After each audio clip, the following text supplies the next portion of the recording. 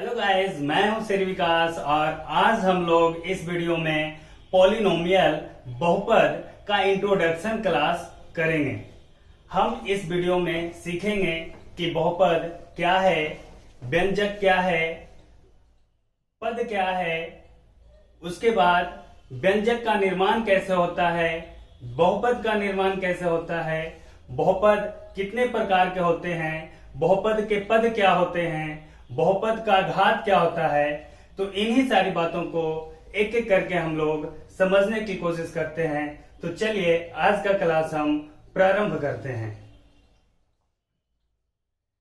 जैसा कि आप देख सकते हैं कि हम लोग पॉलिनोमियल पढ़ रहे हैं और इस पॉलिनोमियल कहता है कि polynomial is the expression in which every variable term have positive integer as degree और पावर।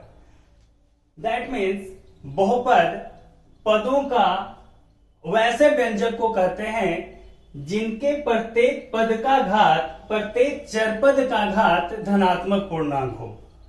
दैट मीन्स क्लियर है कि ये जो पॉलिनोमियल है ना, वह एक्सप्रेशन होता है। पॉलिनोमियल एक तरह का एक्सप्रेशन होता है, यानी बहुपद जो होता है ना, एक तरह का क्या होता है, व्यंजक होता है। यानी बहुपद को सीखने के लिए व्यंजक को सीखना पड़ेगा, यानी पॉलिनोमियल को सीखने के लिए एक्सप्रेशन को सीखना पड़ेगा।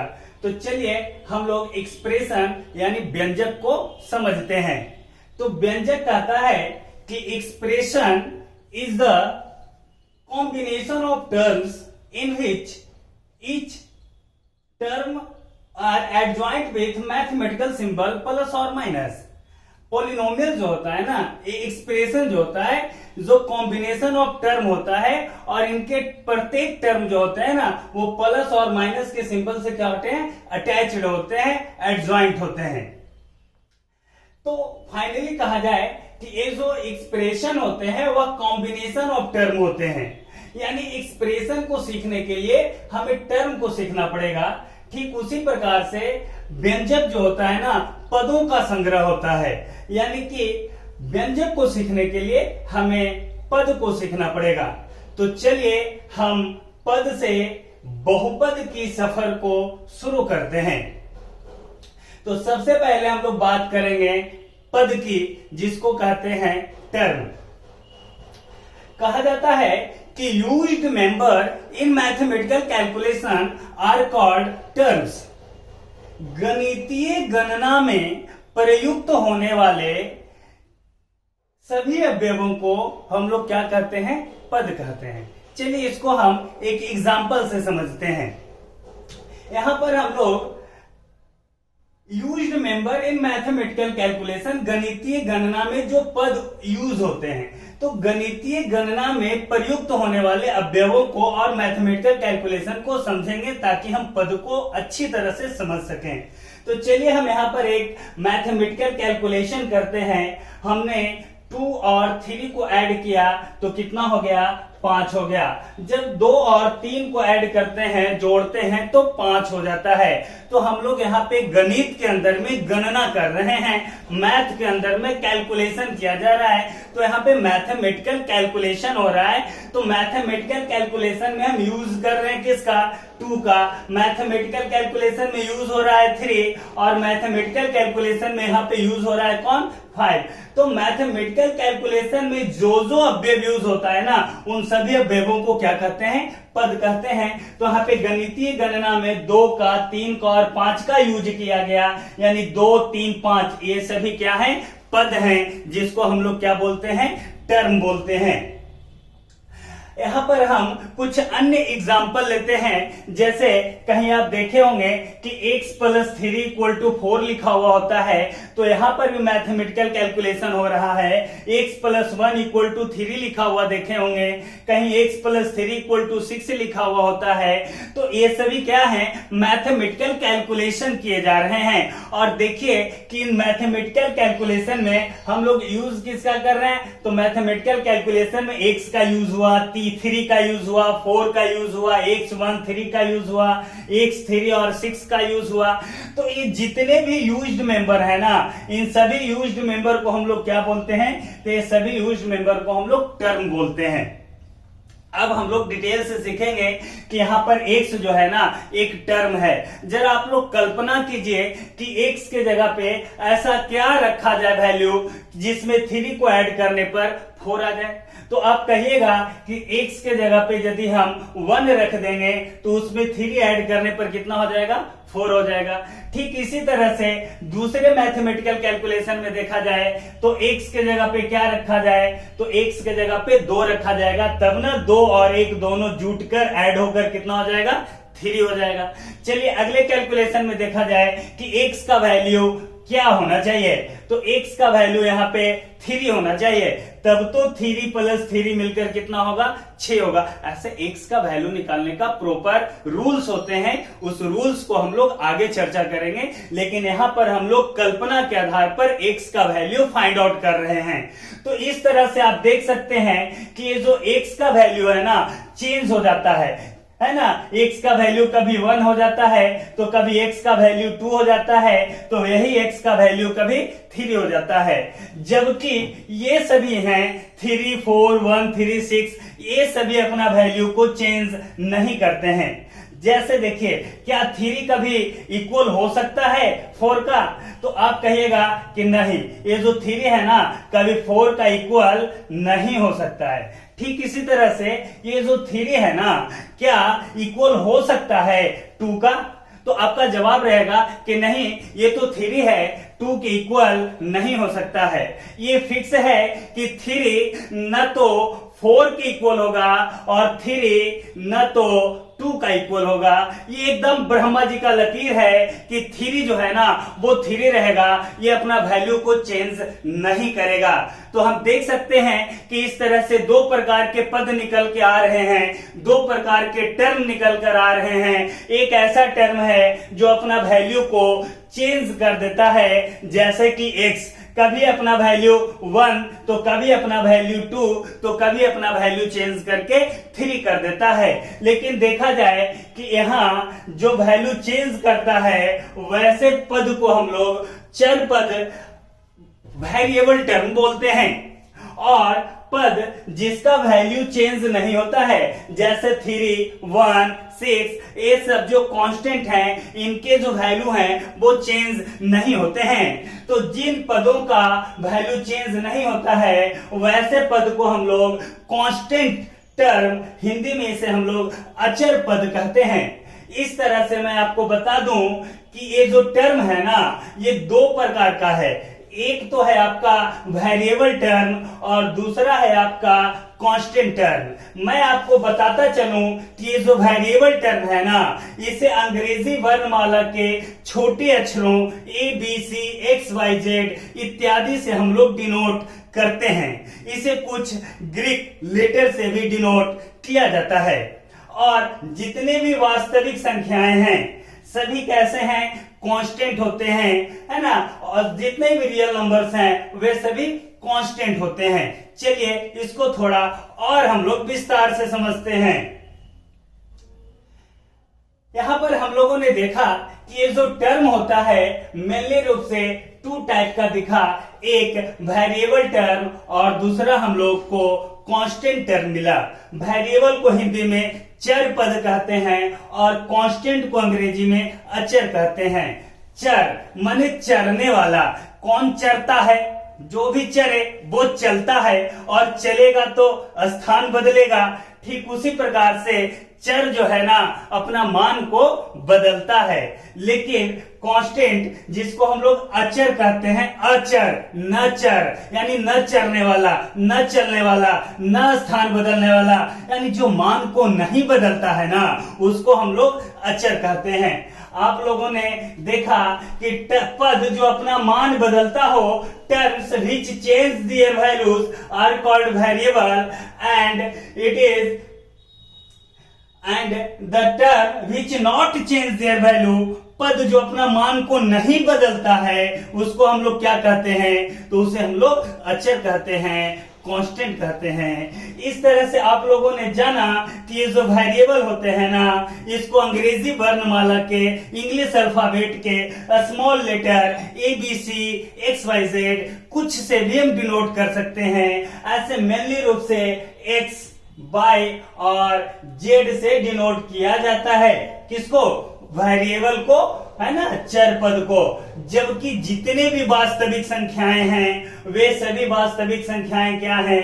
सभी वास्तविक संख्याएं, सभी रियल नंबर्स क्या होते हैं? अचर होते हैं। चाहे वो 2, 3, 5, 7 हो या डेसिमल नंबर हो, फ्रैक्शन नंबर हो, रूट वाला नंबर हो, किसी भी तरह का कांस्टेंट नंबर हो, किसी भी तरह का रियल नंबर हो, किसी भी तरह का वास्तविक संख्या हो, वे सभी संख्याएं क्या हैं? अपना वैल्यू को चेंज नहीं करता है, इसलिए हम उसको क्या बोलेंगे? अचर बोलेंगे। अच्छा चलिए, आपसे एक प्रश्न है कि यहां पर आप देख सकते हैं 2 लिखा हुआ है, 2 लिखा हुआ है। क्या ख्याल है आपको ये 2 के बारे में? ये वेरिएबल है या फिर कांस्टेंट है? तो आपका जवाब होगा कि ये जो 2 है ना, अपना वैल्यू चेंज नहीं करता है, और जो अपना वैल्यू चेंज नहीं करता है वो क्या कहलाता है? तो वह कांस्टेंट कहलाता है। चलिए, अच्छा देखिए, ये जो x है ना, x के बारे में आपका क्या ख्याल है? ये x जो है ये वेरिएबल है या फिर कांस्टेंट है? तो आप कहिएगा कि ये तो अंग्रेजी वर्णमाला के छोटे अक्षर हैं, और अंग्रेजी वर्णमाला के छोटे अक्षर को चर कहा जाता है, वेरिएबल टर्म कहा जाता है। यानी x क्या है? चर है, वेरिएबल है। तो फाइनली आपका जवाब सही है। ये जो x है ना, वो वास्तव में चर है। अच्छा, एक सवाल और, ये जो 2x है ना, इसके बारे में आपका क्या ख्याल है? ये चर है या फिर अचर है, या दोनों का मिक्सचर है? यहाँ 2x में 2 चीजें हैं, एक 2 है और दूसरा x है। 2 क्या है? कांस्टेंट है, और x क्या है? वेरिएबल है। तो 2x के बारे में आपका क्या ख्याल है? ये वेरिएबल है या फिर कांस्टेंट है? तो 2x वेरिएबल है कि कांस्टेंट है, इसका जवाब देने के पहले हम लोग को 2x के कॉन्सेप्ट को समझना पड़ेगा कि ये 2x का मतलब क्या होता है। तो ये जो 2x है ना, इसमें 2 इंटू x होता है, जिसका मतलब क्या होता है? 2x होता है। 2x में 2 चीजें हैं, एक तो 2 है और दूसरा कौन है? x है। ये जो 2 है ना, ये क्या है? कांस्टेंट है, जबकि x क्या है? x जो है ना आपका, ये आपका वेरिएबल है। अब बात रही 2x की, तो ये जो 2 है अपना वैल्यू को चेंज नहीं करेगा, 2 तो हमेशा 2 रहेगा। तो चलिए, x जो है ना आपका, ये क्या है? वेरिएबल है, ये तो अपना वैल्यू चेंज कर सकता है। x का वैल्यू 1, कभी 2, कभी 3 हो सकता है, कुछ भी हो सकता है। तो चलिए, यहाँ पर x का वैल्यू हम लोग क्या देते हैं? 1 देते हैं। तो 2x का मतलब होता है 2 इंटू x, यानी 2 into 1, that means 2 into 1 equal to कितना? 2। चलिए, अब फिर ये जो 2 है जो 2 रहेगा, लेकिन यहाँ पर x तो वेरिएबल है ना, ये तो वैल्यू अगर चेंज कर देगा, तो अगर इसकी वैल्यू कितना हम लोग रख लेते हैं? 2 रख लेते हैं। तो इस तरह से 2 इंटू 2 कितना हो जाएगा हमारा? 4 हो जाएगा। अगर ये जो कांस्टेंट है ना 2, वो तो 2 ही रहेगा, लेकिन ये जो x है ना, अगर फिर अपना वैल्यू चेंज करके कुछ और वैल्यू 3 रख लेगा।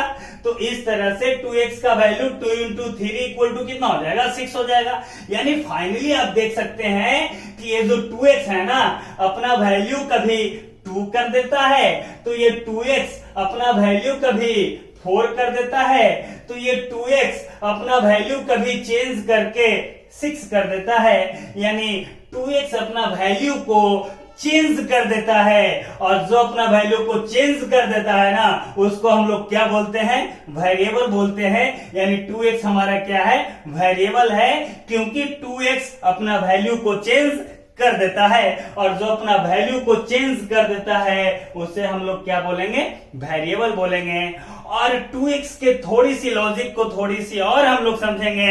यहाँ पे हम लोग 2x देख रहे हैं, जिसमें 2 है और x है।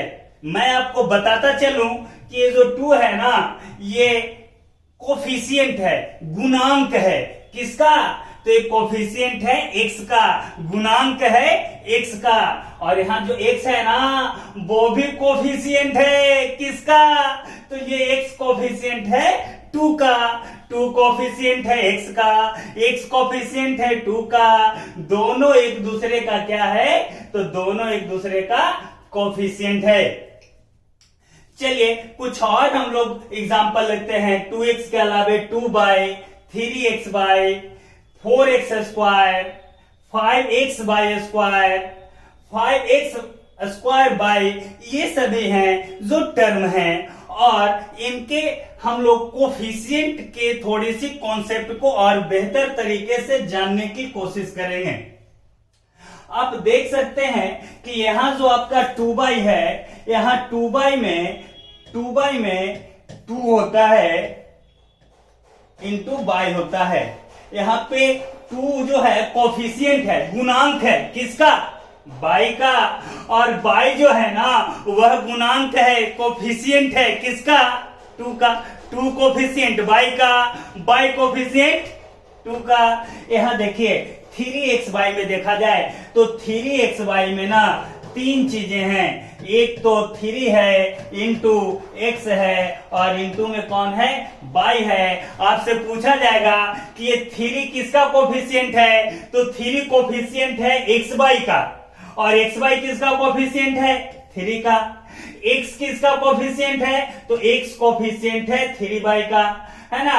बाई किसका कोफिशिएंट है, तो बाई कोफिशिएंट है 3x का। फिर से समझेंगे हम लोग, यहाँ 3x है ना, पूछा जाएगा कि 3 का कोफिशिएंट क्या है, तो 3 छोड़ के जो बच गया ना वह 3 का कोफिशिएंट है। 3 छोड़ के कौन बच गया, x बाई बच गया ना, तो 3 का कोफिशिएंट कौन है, तो 3 का कोफिशिएंट x बाई है। अच्छा, ये 3x बाई में आपसे पूछ देता कि x का कोफिशिएंट क्या है, x का गुणांक क्या है, तो आप क्या कीजिएगा कि x छोड़ के बाकी को लिख दीजिए। क्या बच गया, 3 बच गया और बाई बच गया, यानी x का कोफिशिएंट कौन है, तो x का कोफिशिएंट 3 बाई है। अच्छा, इसी 3x बाई में आपसे पूछ देगा कि बाई का कोफिशिएंट क्या है, तो बाई का कोफिशिएंट क्या होना चाहिए, तो बाई छोड़ के जो बच गया ना वह बाई का कोफिशिएंट है। तो बाई का कोफिशिएंट कौन हो गया, तो बाई का कोफिशिएंट 3x हो गया। चलिए हम लोग बात को थोड़ी और आगे करेंगे। अब हम लोग 4x स्क्वायर को लेते हैं। 4x स्क्वायर में आपसे पूछा जाएगा कि 4 का कोफिशिएंट क्या है, तो 4 का कोफिशिएंट यानी 4 छोड़ के जो बच गया वो 4 का कोफिशिएंट है, तो 4 का कोफिशिएंट x स्क्वायर है। यहां पर कॉन्सेप्ट को समझेंगे। 4x स्क्वायर का मतलब होता है 4 इंटू x इंटू x। अब तो 4 का कोफिशिएंट x स्क्वायर बता दिया और आपसे पूछेगा कि x का कोफिशिएंट बताइए, तो आपको तो फॉर्मूला पते है कि x का कोफिशिएंट पूछ रहा है तो x छोड़ के बाकी बोल देंगे। तो x छोड़ के बाकी बोल दीजिए, तो बाकी में कौन बच गया, 4 बच गया और x बच गया। यानी 4x स्क्वायर में x का कोफिशिएंट क्या है, तो x का कोफिशिएंट है 4x। बात समझ में आ रही है। तो हम लोग चलिए एक एग्जांपल और देख लेते हैं। नेक्स्ट एग्जांपल में हम लोग देख लेते हैं कि यहाँ पे 5x बाई स्क्वायर लिखा हुआ है, 5x बाई स्क्वायर लिखा गया है। तो ये 5x बाई स्क्वायर में यदि आपसे पूछा जाए कि 5 का कोफिशिएंट क्या है, तो 5 का कोफिशिएंट 5 छोड़ के जो बच गया वो 5 का कोफिशिएंट है। तो 5 का कोफिशिएंट कौन, तो 5 का कोफिशिएंट x बाई स्क्वायर। अच्छा, x बाई स्क्वायर 5 का कोफिशिएंट है, 5x square 5x by square में आपसे पूछा जाएगा कि x का कोफिशिएंट क्या है, तो x का कोफिशिएंट पूछा जा रहा है। तो x छोड़कर जो बच गया ना वह क्या है, x का कोफिशिएंट है। यानी कि x का कोफिशिएंट कौन, 5 बाई स्क्वायर, 5 का कोफिशिएंट x बाई स्क्वायर। अब आपसे पूछा जाएगा कि 5x बाई स्क्वायर में बाई स्क्वायर का कोफिशिएंट क्या है, तो बाई स्क्वायर का कोफिशिएंट यानी बाई स्क्वायर छोड़ के जो बच गया वो बाई स्क्वायर का कोफिशिएंट है। तो बाई स्क्वायर का कोफिशिएंट कौन है? तो बाई स्क्वायर का कोफिशिएंट हो गया हमारा 5x। इसी 5x बाई स्क्वायर में यदि आपसे पूछ दिया जाए कि बाई का कोफिशिएंट क्या है, तो इसके लिए 5x बाई स्क्वायर को ब्रेक डाउन करेंगे, तोड़ देंगे। 5 तो ठीक है, x भी ठीक है, और बाई स्क्वायर का मतलब क्या होता है? तो बाई स्क्वायर का मतलब बाई गुना बाई होता है। बाई का कोफिशिएंट पूछा जा रहा है, तो बाई छोड़ के बाकी को लिख देंगे। तो बाई का कोफिशिएंट कितना दिख रहा है? 5x और बाई। तो इस तरह से बाई का कोफिशिएंट हो गया 5x बाई। तो यहां पर हम लोगों ने कोफिशिएंट को समझा कि किसी भी टर्म में किसी एक का कोफिशिएंट बाकी अदर्स होते हैं। 2 का कोफिशिएंट x का कोफिशिएंट y, यानी जिसका कोफिशिएंट पूछ रहा है ना वो उसको छोड़ के बाकी को लिख देंगे, उसका कोफिशिएंट हो जाएगा। तो यहां तक तो कोफिशिएंट की बात समझ में आ रही है, लेकिन कोफिशिएंट का थोड़ा मामला और है जिसको समझना अभी बाकी है। इसमें आपका ये जो x है ना, ये अपना ये लेटर है, अक्षर है, और अक्षर होने के कारण इस x को हम लोग क्या बोलेंगे? अक्षर गुणांक बोलेंगे। ठीक उसी तरह से यहाँ 2y में y है, 3xy में कौन है? तो 3xy में xy है। 4x स्क्वायर में कौन है? तो 4x स्क्वायर में x स्क्वायर है। 5xy स्क्वायर में कौन है? तो xy स्क्वायर है। 4x स्क्वायर बाई में कौन है? x स्क्वायर बाई है। ये सब क्या है? ये सब लेटर है, अक्षर है, इसलिए इसको हम क्या बोलेंगे? इसको हम लोग अक्षर गुणांक बोलेंगे, लेटर कोफिशिएंट बोलेंगे। और यहां पर बच गया कौन? यहां पर आपका बच गया 2 बच गया, 3 बच गया, 4 बच गया, 5 बच गया, 4 बच गया। ये सब लेटर नहीं है, अंक है, अंक, डिजिट है, डिजिट। इसलिए हम इसको क्या बोलेंगे? डिजिट कोफिशिएंट बोलेंगे। हम लोग 2 को क्या बोलेंगे? तो डिजिट कोफिशिएंट बोलेंगे, अंक गुणांक बोलेंगे। जो अक्षर है XYZ अक्षर गुणांक, और जो अक्षर नहीं है, अंक है, वह अंक गुणांक।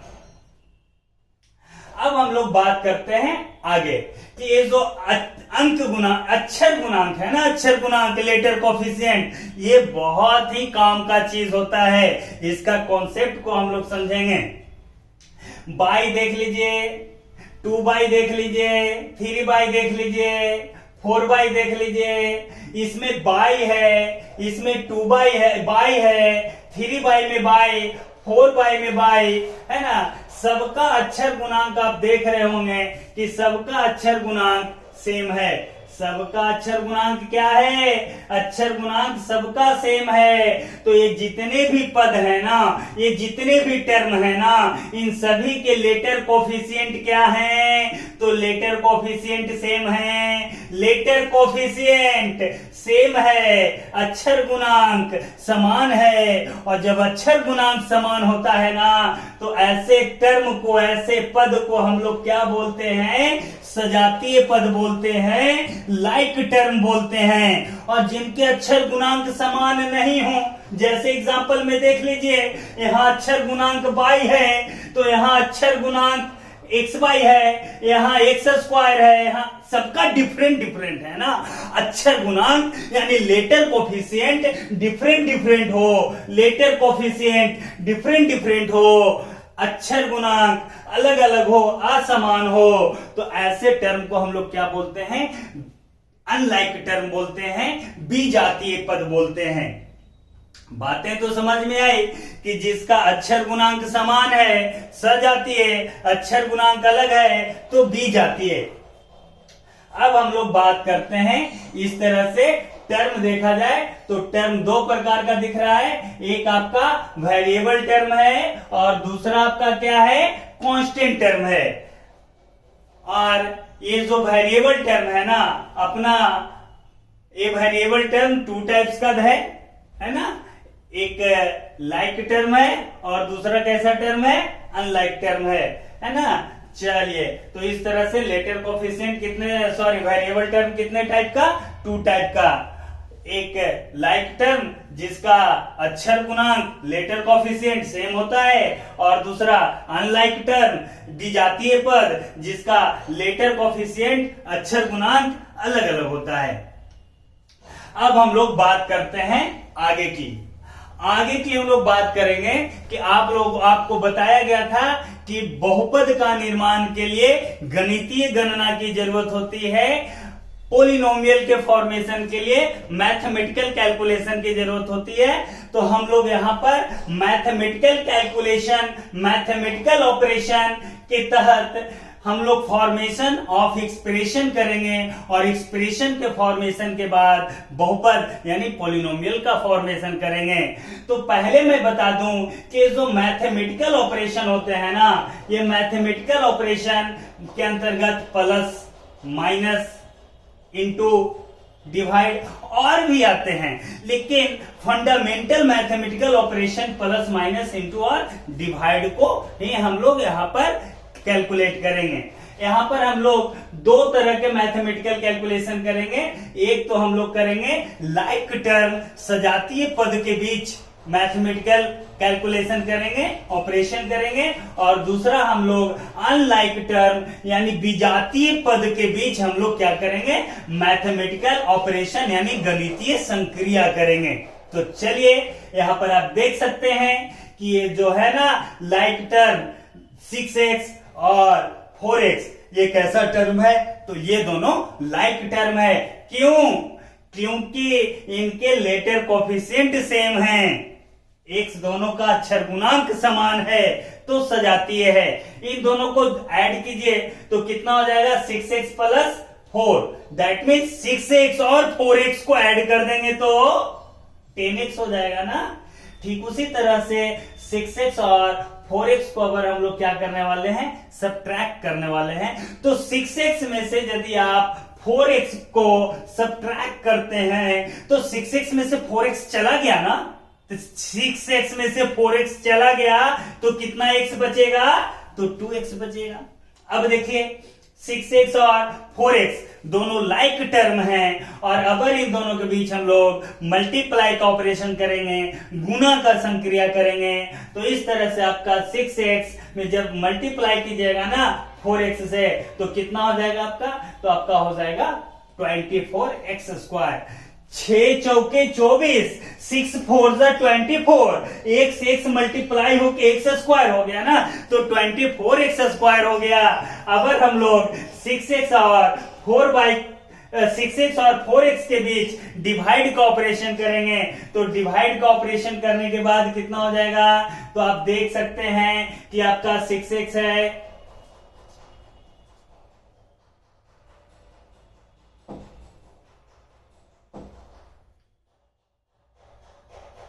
आपका कितना है,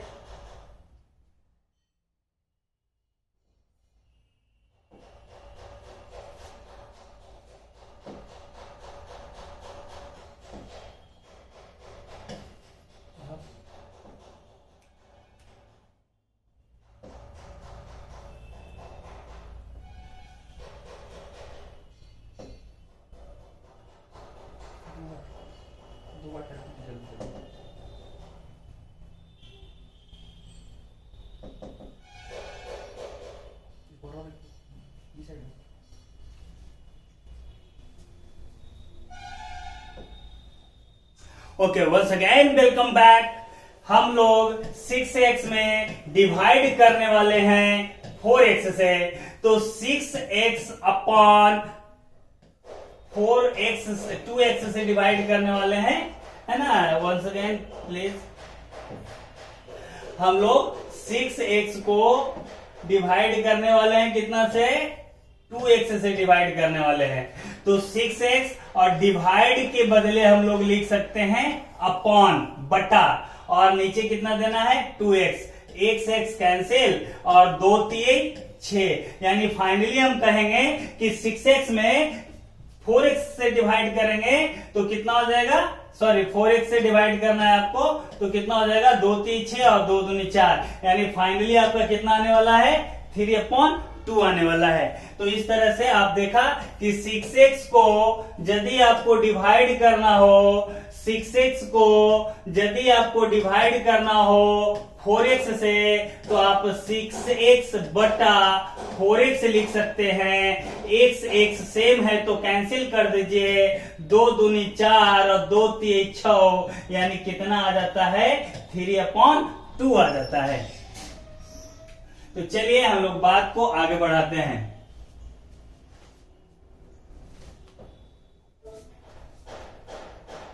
तो इस तरह से हमने देखा कि 6x को जब 4x से डिवाइड किया गया तो कितना आ गया 3/2 आ गया। थोड़ी सी बात आगे करेंगे कि अगर 6x और 4y है, यहाँ पर x है और यहाँ y है, दोनों सजातीय नहीं है, लाइक टर्म नहीं है, तो दोनों कैसा टर्म है अनलाइक टर्म है। और अब हम अनलाइक टर्म के बीच मैथमेटिकल ऑपरेशन करने वाले हैं। तो चलिए सबसे पहले हम लोग डिवाइड का करेंगे ऑपरेशन।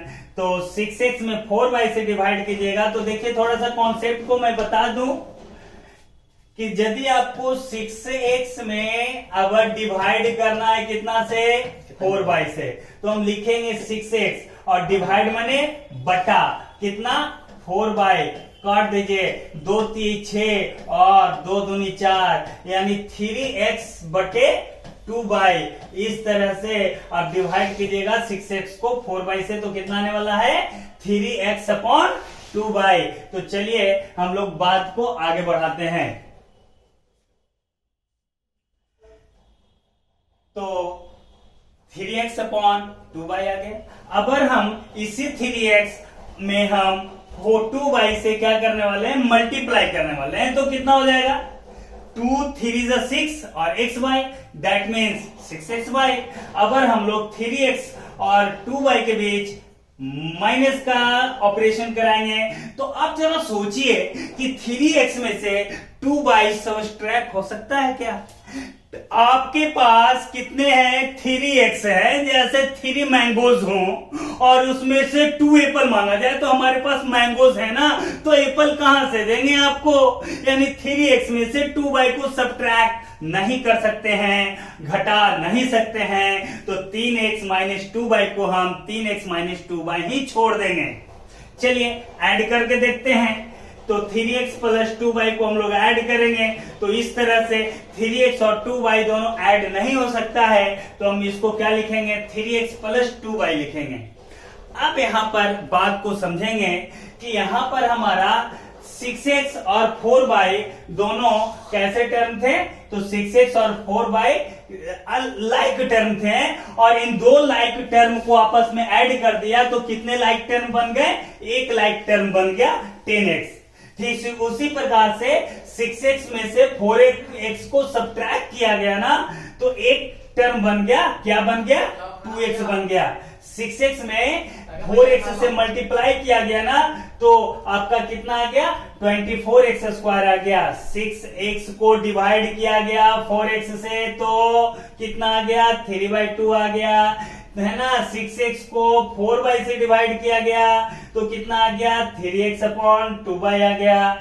3x को 2y से मल्टीप्लाई किया गया तो 6xy आ गया। लेकिन 3x में से 2y को सब्ट्रैक्ट किया गया तो 3x माइनस 2y खुद का खुद बेचारा रह गया। 3x में 2y को ऐड किया गया तो 3x प्लस 2y रह गया। यहां पर कंक्लूजन निकलता है, यहां पर कंक्लूजन ये निकलता है कि यहां पर दो पदों को, दो टर्म्स को ऐड कर रहे हैं तो एक टर्म बन रहा है, दो टर्म को ऐड कर रहे हैं तो एक टर्म बन रहा है, दो टर्म को ऐड कर रहे हैं तो एक टर्म का फॉर्मेशन हो रहा है, दो टर्म को कैलकुलेट करने पर एक टर्म का फॉर्मेशन हो रहा है। लेकिन यहां पर दो टर्म को कैलकुलेट करने पर क्या एक टर्म बन रहा है?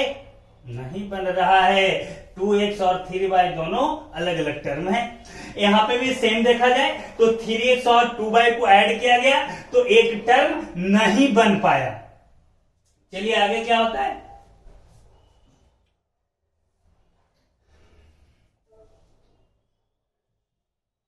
इस तरह से 3x प्लस 2y और 3x माइनस 2y दोनों एक टर्म ना बन के दो अलग अलग टर्म रह गए और इस तरह से हमारा व्यंजक का फॉर्मेशन होता है। पदों का संग्रह कहा जाता है कि expression is the combination of terms.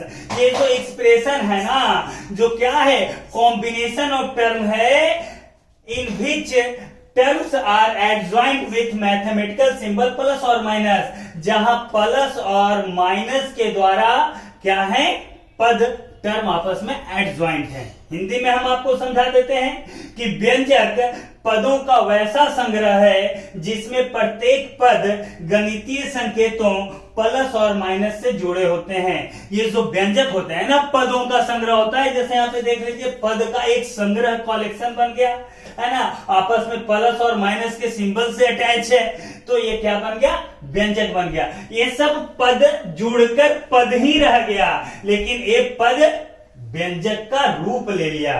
तो इस तरह से हम कह सकते हैं कि व्यंजक पदों का समूह है। अच्छा, क्या आपका ख्याल है, यहां पर हम लोग देख सकते हैं कुछ टर्म्स लेते हैं, कुछ पद लेते हैं। देखिए तो कुछ पद लिया जा रहा है ना।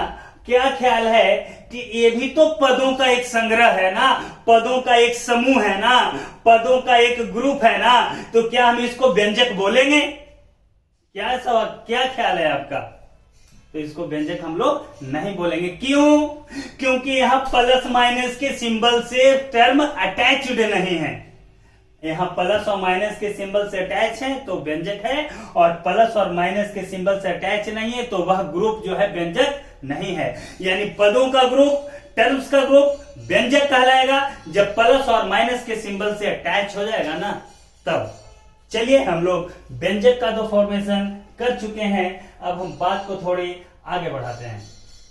इस तरह से हमने बताया था कि पोलिनोमियल का डिफिनेशन आपने देखा था, तो देखा था कि polynomial is the expression in which every variable term has positive integer as degree और पावर। पोलिनोमियल क्या है? तो एक्सप्रेशन है। बहुपद वैसे व्यंजक को कहते हैं जिसके प्रत्येक चर पद का घात धनात्मक पूर्णांक हो। चलिए, इसको एग्जांपल के तहत हम लोग समझते हैं। यहां पर देख सकते हैं कि यह जो आपको दिख रहा है ना, ये आपका क्या है, तो यह आपका व्यंजक है। क्यों? क्योंकि कई पद हैं, पदों का संग्रह है जो आपस में प्लस और माइनस के सिंबल से अटैच है। तो गणितीय पदों का संग्रह जो प्लस और माइनस के सिंबल से अटैच हो जाता है ना, उसको हम लोग व्यंजक कहते हैं। व्यंजक में चर कौन है? तो व्यंजक में चर है आपका एक्स। चर कौन है?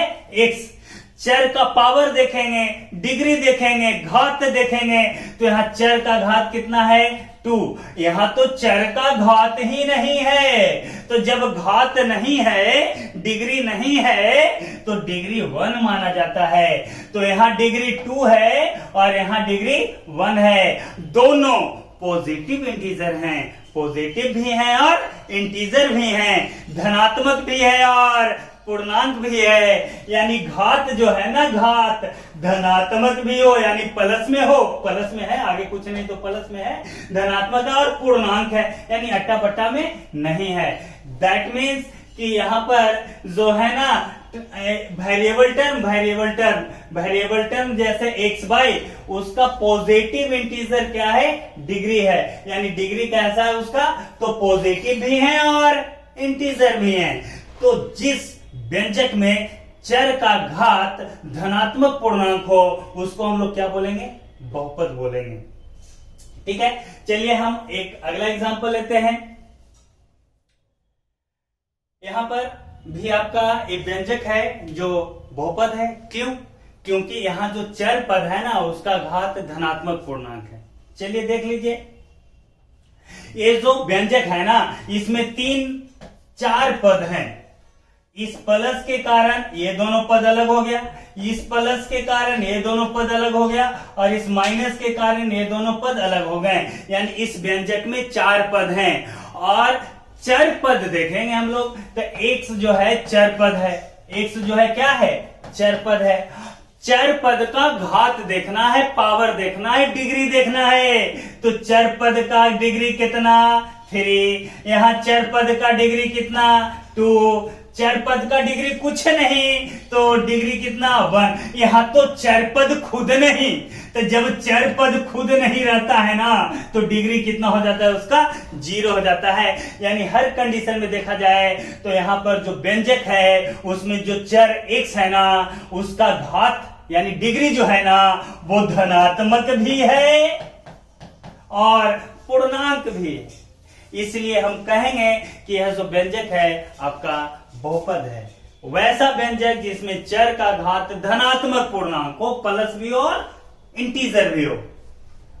चलिए अब हम आपसे कुछ सवाल करना चाहते हैं। अब आप स्क्रीन पे देख सकते हैं तो यहां आपको एक एक्सप्रेशन दिया गया है, एक व्यंजक दिया गया है। क्या इस व्यंजक को हम लोग बहुपद बोल सकते हैं? क्या ख्याल है आपका? गुड, हम इस व्यंजक को बहुपद नहीं बोल सकते हैं। क्यों? क्योंकि यहां जो x है ना उसका पावर क्या है? नेगेटिव इंटीजर है। पॉजिटिव इंटीजर रहता ना पावर तो बहुपद होता, यहाँ नेगेटिव इंटीजर है इसलिए बहुपद नहीं। अच्छा, इसके बारे में क्या ख्याल है आपको? ये जो व्यंजक है क्या इसको हम बहुपद बोलेंगे? तो आपका जवाब होना चाहिए यस, इसको हम बहुपद बोलेंगे। आप कह सकते हैं कि सर यहां भी तो पावर माइनस में है। पावर माइनस में चर का नहीं होना चाहिए, वेरिएबल टर्म का पावर नेगेटिव में नहीं होना चाहिए। यहाँ 2 जो है ना कांस्टेंट है, कांस्टेंट का पावर कुछ रहे उससे लेना देना नहीं है। वेरिएबल का पावर माइनस में नहीं होना चाहिए। यहाँ जो वेरिएबल x है उसका पावर माइनस में था इसलिए ये बहुपद नहीं था। यहाँ वेरिएबल का पावर 2 है जो पॉजिटिव है, यहाँ वेरिएबल का पावर कुछ नहीं तो 1 है जो पॉजिटिव है। कांस्टेंट का पावर कुछ रहे उससे लेना देना नहीं है। अब देखिए क्या ख्याल है आपको इसके बारे में? क्या इसे हम लोग बहुपद यानी पॉलिनोमियल बोल सकते हैं? तो आप पिछले एग्जाम्पल में इसको पॉलिनोमियल नहीं बोले थे। 3x square plus 2x to the power -1 plus -5 को आपने पॉलिनोमियल नहीं बोला था। क्यों नहीं बोला था? क्योंकि यहां जो पावर था ना, यहां जो x का पावर था माइनस में था इसलिए इसको हम पॉलिनोमियल नहीं बोल पाए थे।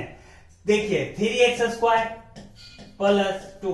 अच्छा, पावर माइनस में हो तो क्या हम उसे बटा के नीचे लिख सकते हैं? यहाँ पावर कुछ नहीं तो 1 ऊपर जाएगा तो माइनस में हो जाएगा। यानी इतना को हम इतना लिख सकते हैं। 2x टू द पावर -1 को हम 2/x भी लिख सकते हैं। यदि ये बटा के नीचे चला जाता है तो माइनस यहां से काटी में बदल जाता है, प्लस में बदल जाता है। यानी ये दोनों तो एक ही चीज है और दोनों सेम चीज है। ऊपर वाला का पावर नेगेटिव था तो पॉलिनोमियल नहीं था, तो ये भी तो आपका पॉलिनोमियल नहीं है। चलिए अब देखा जाए, आगे हम लोग देखेंगे, नेक्स्ट एग्जांपल देखेंगे कि ये जो आप देख रहे हैं क्या ये आपका पॉलिनोमियल है? तो यहां पर 2 का पावर माइनस में है तो 2 का पावर माइनस में है तो बटा के नीचे जाएगा तो 2 का पावर कितना हो जाएगा? 1 हो जाएगा। और पावर 1 वेरिएबल कांस्टेंट का पावर माइनस में, दोनों सेम चीज है। और कांस्टेंट का पावर माइनस में होना, कांस्टेंट का पावर माइनस में हो तो उससे कोई दिक्कत नहीं है। वेरिएबल का पावर माइनस होगा तो वो बहुपद पॉलिनोमियल नहीं कहलाएगा, यानी कि ये बहुपद है। चलिए एक और एग्जांपल के तहत हम लोग आगे समझेंगे थोड़ी सी बात को। क्या ख्याल है इसके बारे में? क्या ये आपका बहुपद है? तो आप कहिएगा कि सर यहां पर जो आप देख रहे हैं कि यहां x का जो पावर है वो 2 है जो पॉजिटिव इंटीजर है, धनात्मक पूर्णांक है। लेकिन यहां जो वेरिएबल यानी चर पद x है उसका पावर जो है धनात्मक तो है लेकिन पूर्णांक नहीं है, फ्रैक्शन है, भिन्न संख्या है। और पावर भिन्न संख्या है तो बहुपद नहीं कहलाएगा। यानी इस तरह से हम इसको बहुपद नहीं कह सकते हैं।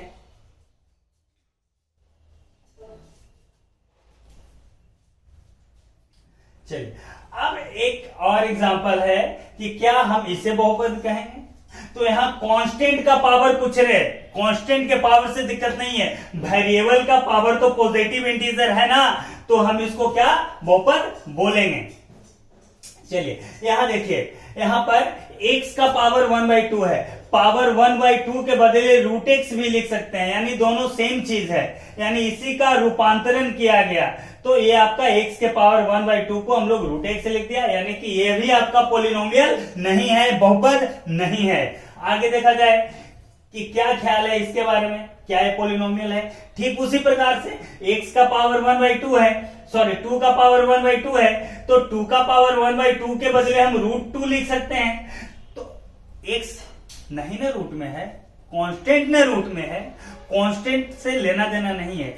x जो वेरिएबल है ना वो नेगेटिव पावर नहीं होना चाहिए, पॉजिटिव इंटीजर पावर के रूप में होना चाहिए, यानी इसको हम लोग बहुपद कहेंगे। चलिए हम बात को थोड़ी आगे सीखेंगे। ये सभी जो देख रहे हैं ये आपके बहुपद हैं, और ये जो देख रहे हैं ये सभी आपके बहुपद नहीं हैं, और ये जो देख रहे हैं ना ये आपके बहुपद हैं। बहुपद है कि नहीं है इसमें बड़ा कंफ्यूजन होता है, तो चलिए इसको हम शॉर्ट ट्रिक से समझते हैं। परिभाषा के अनुसार से अकॉर्डिंग टू डिफिनेशन हम वेरिएबल का पावर देखेंगे कि पॉजिटिव इंटीजर है कि नहीं। वेरिएबल का पावर पॉजिटिव इंटीजर है तो पॉलिनोमियल है, और वेरिएबल का पावर पॉजिटिव इंटीजर नहीं है तो वह पॉलिनोमियल नहीं है। इसको हम लोग शॉर्ट में समझते हैं। यहां देखिए कि यहां x का पावर माइनस में था, यदि किसी वेरिएबल, जरूरी नहीं है कि वेरिएबल में x हो, y का भी पावर माइनस में हो सकता है, z का भी पावर माइनस में हो सकता है, यानी वेरिएबल टर्म का पावर माइनस में हो तो वह बहुपद यानी पॉलिनोमियल नहीं हो सकता है। यहां देखिएगा ये जो है ये पॉलिनोमियल क्यों नहीं था, ये पॉलिनोमियल नहीं था क्योंकि यहाँ x का पावर माइनस में था। ये पॉलिनोमियल क्यों नहीं है, क्यों, क्योंकि यहाँ जो है ना आपका ये बटा के नीचे x है ना, और जहां डिनोमिनेटर यानी हर के रूप में x देख लीजिए तो ऐसे कंडीशन में पॉलिनोमियल नहीं कहलाएगा। आगे देखिए यहां पर a पॉलिनोमियल क्यों नहीं था, क्यों, क्योंकि x का पावर क्या था, पॉजिटिव इंटीजर नहीं था, यानी पॉजिटिव तो था लेकिन फ्रैक्शन था, यानी x का पावर देख लीजिए बटा में फ्रैक्शन नंबर, यानी वेरिएबल का पावर फ्रैक्शन में हो तो वह पॉलिनोमियल नहीं हो सकता है। एक लास्ट देख लेते हैं हम लोग कि ये आपका वेरिएबल जो है रूट में है, और यदि रूट में हो तो वह पॉलिनोमियल नहीं हो सकता है। 4 कंडीशंस निकलकर सामने आता है। पहला कि किसी भी वेरिएबल, जरूरी नहीं है कि वेरिएबल में x हो, मैं बार बार कह रहा हूं x/z किसी का भी पावर देख लीजिए माइनस में, कोई वेरिएबल देख लीजिए डिनोमिनेटर यानी हर के रूप में, किसी वेरिएबल का पावर देख लीजिए बट्टा में यानी फ्रैक्शन में, कोई वेरिएबल को देख लीजिए रूट के अंदर में, तो ये 4 कंडीशन में वो कभी भी पॉलिनोमियल नहीं हो सकता है, कभी भी बहुपद नहीं कहला सकता है।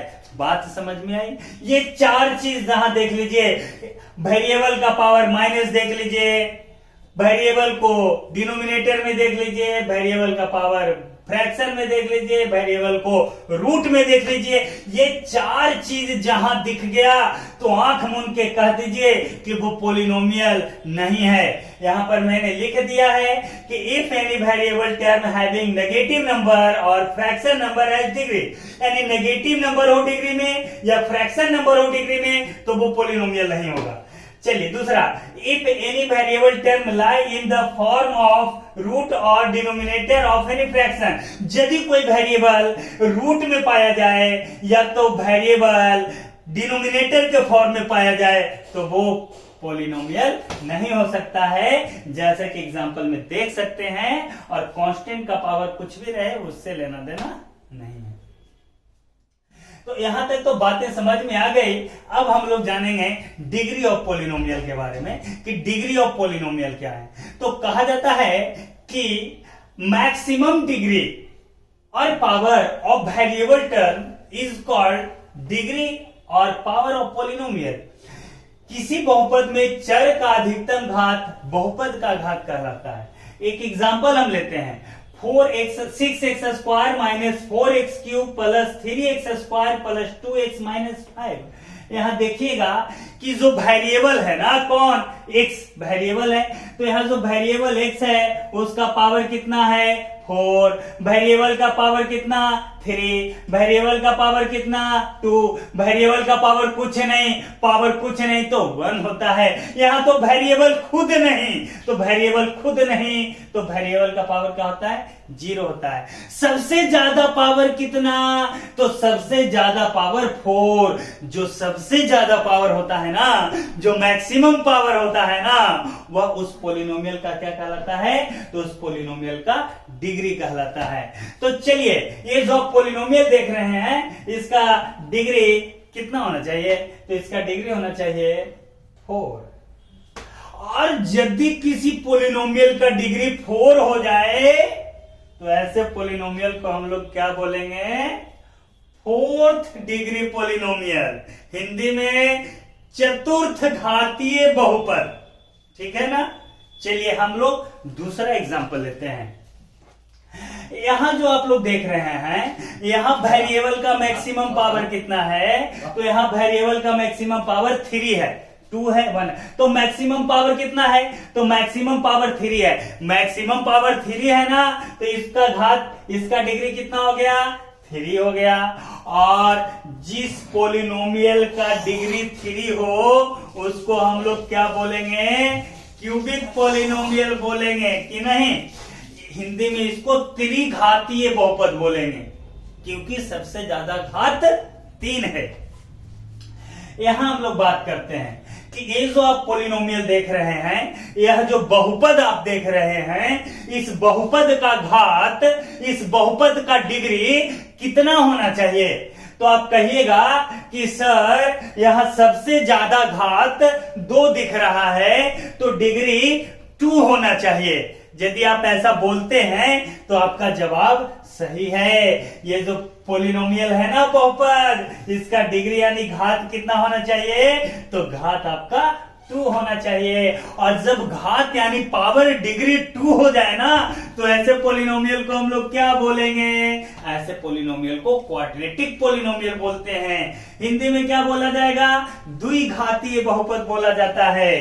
चलिए अगले एग्जाम्पल की ओर चलते हैं। अगला एग्जाम्पल, यहां आप बताइएगा कि ये जो बहुपद है, ये जो पोलिनोमियल है, इसका डिग्री कितना होगा, तो आप कहिएगा कि सर यहां तो डिग्री कुछ नहीं दिख रहा है। तो मैंने बताया था ना कि वेरिएबल का पावर कुछ ना दिखे तो पावर 1 माना जाता है, यानी सबसे ज्यादा पावर कितना है इसमें 1 है। यानी इस तरह से हम कह सकते हैं कि जो पोलिनोमियल है इसकी डिग्री यानी घात कितनी है 1 है। और जिस पोलिनोमियल का डिग्री 1 हो जाए उस पोलिनोमियल को हम लोग क्या बोलेंगे, लीनियर पोलिनोमियल बोलेंगे, और हिंदी में रैखिक बहुपद बोला जाता है ना। अगली बात करते हैं, ये 5 की बात करते हैं। तो आप कहिएगा कि सर यहां तो वेरिएबल है ही नहीं, और जब वेरिएबल नहीं है तो वहां हम लोग इसका डिग्री कितना मानते हैं, 0 मानते हैं। और जिस बहुपद का डिग्री 0 हो जाए वैसे बहुपद को हम लोग क्या बोलेंगे, 0 डिग्री पोलिनोमियल, कांस्टेंट पोलिनोमियल, या तो हिंदी में शून्य घातीय बहुपद, या तो अचर बहुपद हम लोग बोलते हैं। ठीक है। यहां पर 5 का घात 0 हो गया, इसको हम लोग डिटेल से जानेंगे, थोड़ी सी सब्र कीजिए आप। उससे पहले नंबर ऑफ टर्म्स की बात करेंगे। Terms of polynomial separated by the symbol plus और माइनस। ये जो पोलिनोमियल के टर्म होते हैं ना, मैथमेटिकल सिंबल प्लस और माइनस से सेपरेट हो जाते हैं, अलग अलग हो जाते हैं। किसी भी बहुपद का पद गणितीय चिन्ह प्लस और माइनस के कारण सेपरेट होता है, अलग होता है, पृथक होता है। अब यहां पर देखिए आप कि यहां पर ये जो पोलिनोमियल है इसमें कितने पद हैं, तो यहां पर ये माइनस के कारण ये 2 पद अलग हो गए, ये प्लस के कारण ये दोनों पद अलग हो गए, ये प्लस के कारण ये दोनों पद अलग हो गए, और ये माइनस के कारण ये पद अलग हो गए कि नहीं हो गए? याद रखना है कि इंटू और डिवाइड के सिंबल से टर्म यानी पद अलग नहीं होता है, पद अलग होता है प्लस और माइनस के सिंबल से। माइनस के कारण ये दोनों अलग, प्लस के कारण ये दोनों अलग, और ये प्लस के कारण ये दोनों अलग, और ये माइनस के कारण ये दोनों अलग। तो बताइए अलग अलग कितने पद हो गए, कितने टर्म हो गए? 1 2 3 4 5, यानी टोटल 5 टर्म्स हैं। इस तरह से हम कह सकते हैं कि जो पॉलिनोमियल है इसमें पदों की संख्या, नंबर ऑफ टर्म्स कितने हैं, तो अभी ना हमने काउंट किया कितने थे, 5 थे। तो इस तरह से यदि 5 हो जाए ना पद, 5 हो जाए ना टर्म, तो ऐसे पॉलिनोमियल को हम लोग क्या बोलेंगे? तो ऐसे पॉलिनोमियल को हम लोग बोलेंगे पंचपदी। 5 पद तो पंचपदी बहुपद, अंग्रेजी में बोलना है तो पेंटागोनल पॉलिनोमियल बोल दीजिए। अच्छा ठीक है, ये तो पेंटागोनल पॉलिनोमियल हो गया। अब बात करते हैं इस पॉलिनोमियल की। तो इस पॉलिनोमियल में कितने टर्म है, तो काउंट कीजिए ना, प्लस और माइनस के कारण सेपरेट कर दीजिए पॉलिनोमियल के टर्म को। इस प्लस के कारण ये दोनों अलग हो गया है ना। चलिए बात देख लीजिए, ये प्लस के कारण ये दोनों अलग हो गया, और ये प्लस के कारण ये दोनों अलग हो गया, और ये माइनस के कारण ये दोनों अलग हो गया। तो टोटल काउंट कर लीजिए कि कितने पद हो गए, कितने टर्म्स हो गए। 1 2 3 4 टर्म्स हो गए। और जिस पॉलिनोमियल में 4 टर्म्स हो जाता है वैसे पॉलिनोमियल को हम लोग क्या बोलेंगे? फाइनली बताइए कितने? तो फाइनली इसमें 4 टर्म्स, और जिसमें 4 टर्म्स उसको क्या बोलेंगे? चतुष्घातीय या तो चतुष्पदी। सॉरी, घातीय नहीं, पावर घात 4 रहेगा तो 4 घातीय, चतुष्घातीय। यहाँ पे पद न 4 है, पद 4 तो 4 पदी कह दीजिए, चतुष्पदी कह दीजिए, चतुर्थ पदी कह दीजिए, सब चलेगा, लेकिन पदी चलेगा क्योंकि पदों की संख्या के आधार पर यहाँ वर्गीकरण किया जा रहा है। अंग्रेजी में क्वाड्रिलेटरल पॉलिनोमियल बोल दीजिए। अच्छा चलिए, क्या ख्याल है इस पॉलिनोमियल के बारे में? इसमें कितने टर्म हैं? तो अब तो कहेगा कि सर अभी एक्सप्लेन ना कीजिए, हम तो बता देंगे कि 3 टर्म हैं। चलिए एक बार फिर एक्सप्लेन कर देते हैं, थोड़ा टाइम लगे तो लगे, सीख जाएंगे आराम से हम लोग। तो ठीक इसी तरह से आप तो जानते हैं कि प्लस और माइनस के कारण पद को सेपरेट किया जाता है। इस प्लस के कारण ये दोनों सेपरेट हो गया,